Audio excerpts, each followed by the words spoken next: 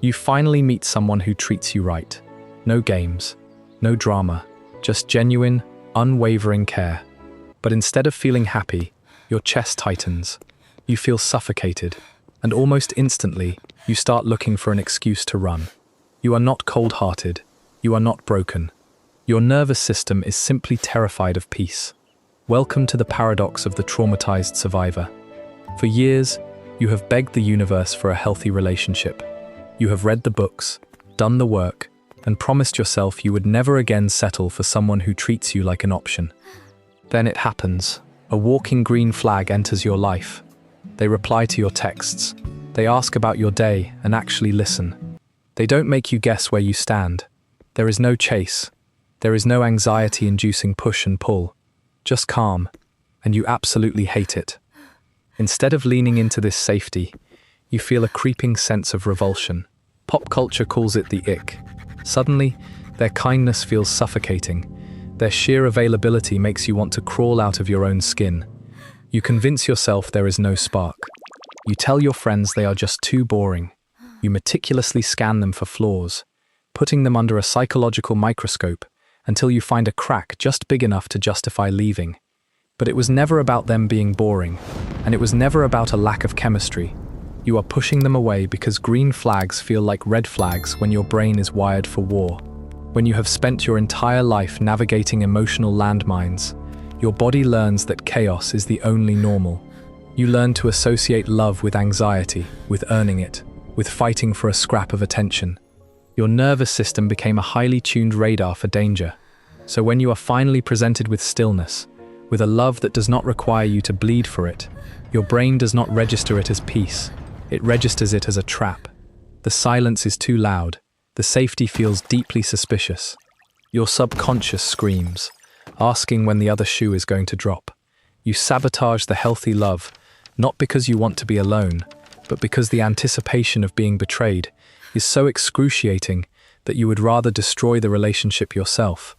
At least that way, you are the one holding the match.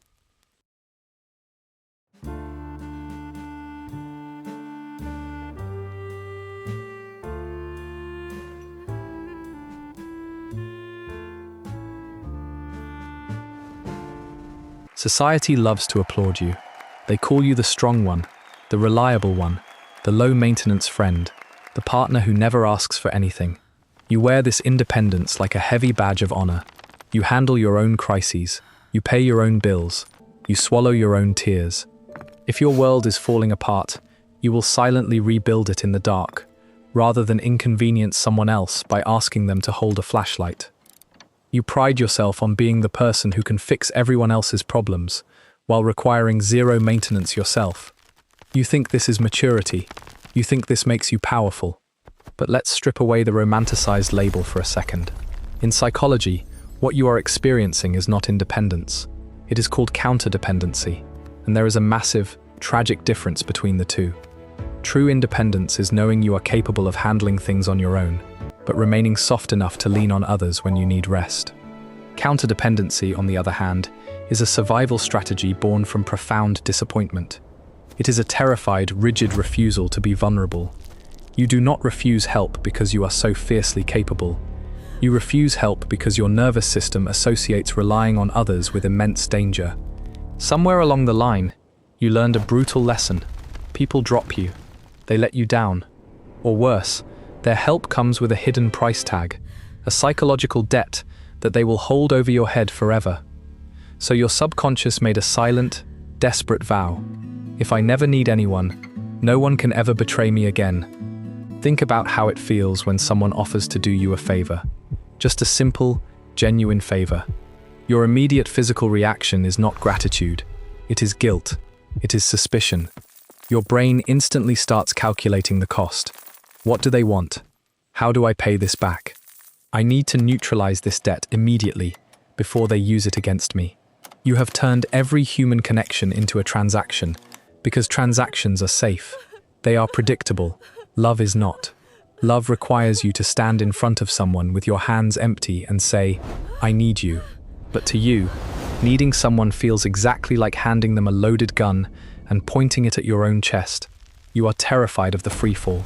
If you let them carry your weight, and they suddenly step away, you will crash to the concrete. And you promised yourself a long time ago that you would never let anyone drop you again.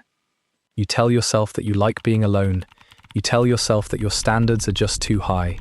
But if you are brutally honest, the toxic mantra playing on a loop in your head is simply this: if I do everything myself, I am the only one who can ruin my life. Here is the devastating truth you need to hear today. Your extreme independence is not a superpower. It is a trauma response. It is a towering fortress you built out of the bricks of every time someone failed to show up for you. And yes, that fortress is incredibly strong. It keeps the bad people out perfectly, but it also traps you inside. You are standing in the middle of this impenetrable castle, wearing heavy armor, wondering why you feel so incredibly cold. It starves you of the very thing you are secretly longing for. You have become so good at surviving on your own that you have completely forgotten how to allow yourself to be loved. Let's take a step back from the emotional guilt and look strictly at the machinery keeping you trapped.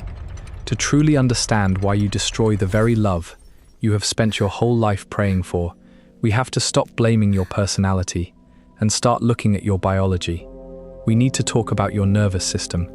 When you grow up in an unpredictable environment, whether that meant walking on eggshells around a volatile parent, silently managing a caregiver's emotional outbursts, or simply raising yourself in an empty house, your brain had to adapt to keep you alive. It permanently activated your sympathetic nervous system. This is your body's built-in alarm system, the fight or flight response. For years, your body became a relentless factory, pumping out cortisol and adrenaline just to get you through the day. You learned to live in a perpetual state of hypervigilance, constantly scanning the room, reading micro-expressions, and anticipating the next disaster before it could strike. Over time, this chronic, high-stress baseline became your definition of normal. And here is where the cruelest twist of human psychology takes place. Your brain actually became addicted to the chaos. Psychologists refer to this as nervous system dysregulation. When you date someone toxic, someone emotionally unavailable, or someone who keeps you guessing, your brain immediately recognizes that familiar spike in cortisol. It looks at the anxiety, the late-night overthinking, the desperate attempts to win their approval, and it says, I know this feeling. I have trained for this. I know how to survive here. Strangely enough, to a traumatized brain, chaos feels deeply comforting because it is predictable. You have spent your entire adult life confusing the panic of a toxic relationship with the passionate butterflies of true love. So what happens when a genuinely healthy person finally enters the picture?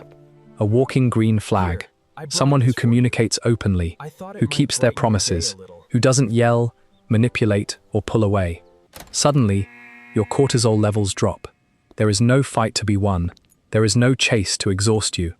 But because your brain was intricately wired in a war zone, it has absolutely no idea what to do with peacetime. The sudden lack of adrenaline does not feel relaxing. It feels like a terrifying, suffocating void. Your brain misinterprets the calmness of a healthy partner as the eerie, dead silence that happens right before a massive ambush. Your subconscious begins to scream at you. It is way too quiet. They are hiding something. The other shoe is about to drop, and when it does, it's going to destroy us. This is why your chest violently tightens when they show up for you. This is why you feel physically nauseous when someone is just being consistently kind. Your nervous system is sounding a blaring, red alert alarm, convinced that this level of vulnerability is a lethal threat. Listen to me very carefully. You are not pushing them away because you are a toxic person. You are not sabotaging the relationship because you are broken or because you secretly want to be alone. You are pushing them away because your body is having a severe biological trauma response to peace. You are reacting to genuine intimacy exactly the same way a prey animal reacts to a predator in the wild. You don't have a commitment issue. You have a nervous system that has never been taught how to survive being safe. To understand why your body so violently rejects peace, we have to travel back to the very place where your definition of love was written. We have to look at the phantom parent standing in the room with you on every date you go on. When you were a child, you didn't get to just be a child. Maybe you grew up with a parent who was emotionally volatile and you had to learn how to read their moods from the sound of their footsteps before they even walked into the kitchen. Maybe they were absent or struggling with their own demons, and you became the makeshift adult of the house. You became an emotional thermostat, a tiny therapist, a peacekeeper. Because of this, love was never handed to you freely. It was a paycheck. You received it only when you did a good job at managing the adults around you. If you were quiet, if you were perfect, if you swallowed your own needs to fix their problems, you were rewarded with a fleeting moment of validation. You learned, at an age when your brain was still forming, that love is a transaction. It is not a birthright. It is something you have to actively earn, usually at the expense of your own boundaries. Fast forward to adulthood, and this invisible blueprint dictates every romantic choice you make through a psychological phenomenon called repetition compulsion. You are subconsciously drawn to partners who make you work for their attention, because that exhausting dynamic feels like home. You seek out the emotionally unavailable, the inconsistent, the ones you have to fix or save. Why? Because if you have to fight for their love, it validates your childhood trauma. It confirms the lie you were told, that you must be exceptionally useful to be loved. You are constantly auditioning for people who are physically present, but emotionally 1,000 miles away. So what happens when someone comes along and offers you love with absolutely no strings attached? When they say, "You don't have to fix my life, you don't have to be perfect, I just want you," it physically repulses you. You think to yourself, "I haven't done anything to earn this, therefore, it cannot be real. It must be a trap." You view their unconditional kindness with deep suspicion, waiting for the hidden invoice to arrive. And here is the most devastating plot twist of your entire psychological journey. Listen to me very closely. You are not actually afraid of love. What you are truly terrified of is the collapse of your survival identity. You have spent your entire life anchoring your self-worth to your ability to endure pain, to manage crises, and to be the strong one. If someone loves you just for breathing, just for existing in the same room as them, it shatters your entire worldview. It forces you to confront a heartbreaking reality. You didn't have to carry all that weight. The agonizing hyper-independence of your childhood wasn't a noble training ground. It was just deeply unfair. Allowing yourself to be loved without being useful requires you to finally grieve the childhood you never had. And that grief is so unimaginably heavy that your brain decides it is much easier to just burn a good relationship to the ground and walk away. If you truly want to let someone love you, you must first accept a terrifying reality. A part of you has to die. I am not talking about your physical body. I am talking about your survival self. For your entire life, this survival self has been your primary identity. It is the hyper-vigilant, obsessively independent, emotionally armored version of you that stepped up when the adults in your life failed. This version of you is a fiercely loyal soldier who has spent decades fighting on the front lines of your trauma. But here is the tragedy of the survival self. It doesn't know that the war is over. Asking this soldier to put down their weapons and let a partner take care of them feels like a profound betrayal. It feels like stepping into the line of fire with no protection. To be unconditionally loved by a healthy person, you have to drop the act of being invincible. You have to look at someone and silently admit, "I can be soft, I can be hurt, I can be completely shattered." And to a traumatized nervous system, admitting you can be broken is infinitely more terrifying than actually dying. This brings us to the darkest, yet most necessary room in the house of healing: grief. You cannot learn to tolerate love until you sit down and actively mourn the child you never got to be. You have spent your entire adult life running away from that little kid. The kid who had to act like a 40-year-old at age 7. The kid who swallowed their tears so they wouldn't inconvenience an unstable parent. The kid who learned that their only value to the world was being quiet, being a high achiever, or being a makeshift therapist for broken adults. You need to look at that abandoned child and finally feel the agonizing, suffocating sorrow of what was stolen from them. They lost their fundamental right to innocence. They lost their right to play, to be messy, to fail, and to be held without having to earn it. You must weep for the lonely nights spent managing adult problems. You must mourn the heavy, crushing isolation of being a miniature adult in a world that demanded you be strong instead of keeping you safe. And as you sit in the ashes of that grief, you must swallow the most brutal pill of adulthood. It is a concept known as radical acceptance. Listen to me very closely. The apology is never coming. The people who failed to protect you, the caregivers who forced you to grow up too fast, they are not going to travel back in time and rescue you. They likely do not even possess the emotional capacity to understand the depth of the fractures they left inside of you. You are holding your breath, waiting for a profound moment of closure that simply does not exist.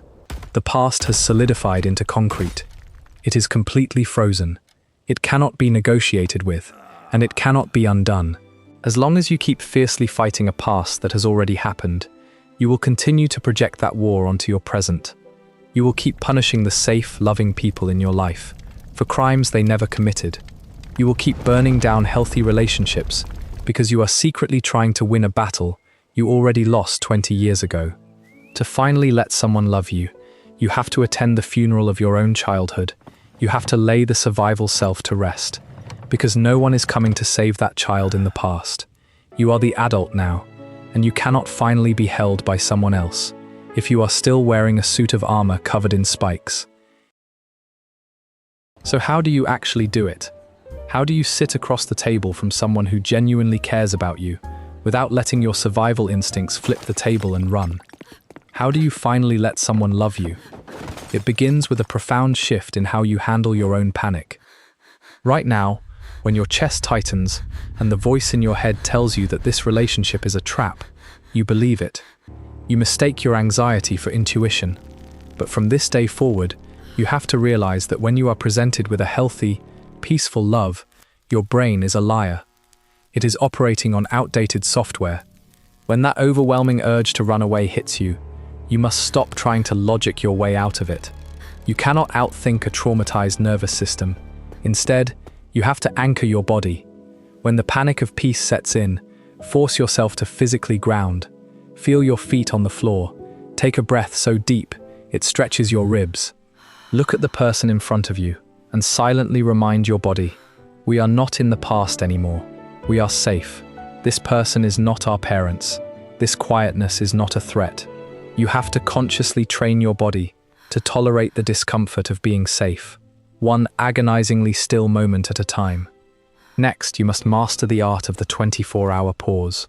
When you suddenly get the ick, when you find a microscopic flaw in your partner and feel a burning desire to pack your bags, break up, or start an unnecessary argument just to create familiar chaos, do absolutely nothing. Give yourself 24 hours. Tell yourself, if I still want to burn this relationship to the ground tomorrow, I can. But today, I will just sit with the urge. What you will find is that once the cortisol clears your bloodstream, the overwhelming desire to self-sabotage usually evaporates. You just needed to let the emotional flashback pass without acting on it. Finally, you have to accept the fundamental risk of human connection. The fortress of hyper-independence you built has kept you safe, yes. If you stay inside it forever, no one will ever betray you again. No one will ever let you down, but you will also starve to death in there. To be loved is to take off your armor, step outside the gates, and hand someone the power to destroy you, trusting that they won't. Will they make mistakes? Yes. Could they eventually hurt you? Yes. That is the terrifying price of admission to being a human being, but you are not a helpless child anymore. If a relationship fails today, you have the tools to rebuild your life. You can survive a broken heart. What you cannot survive is a lifetime of profound, self-imposed isolation, disguised as strength. You do not need to be completely fixed to be worthy of love. You do not need to heal in a vacuum before you are allowed to let someone in. You are allowed to show up with your scars. You are allowed to be a masterpiece and a work in progress at the exact same time. Let them see you. Let them hold you. You have fought a long, bitter war, all by yourself. You get to rest now. If this video made you feel seen today, and you are ready to finally put down your armor, please subscribe to the channel. We are building a space here to heal, together. And before you go, I want you to leave a comment below and tell me, what is one way your survival self has tried to protect you, and what are you going to do to finally let it rest? I read every single one of your stories. Thank you for being here, and I will see you in the next video.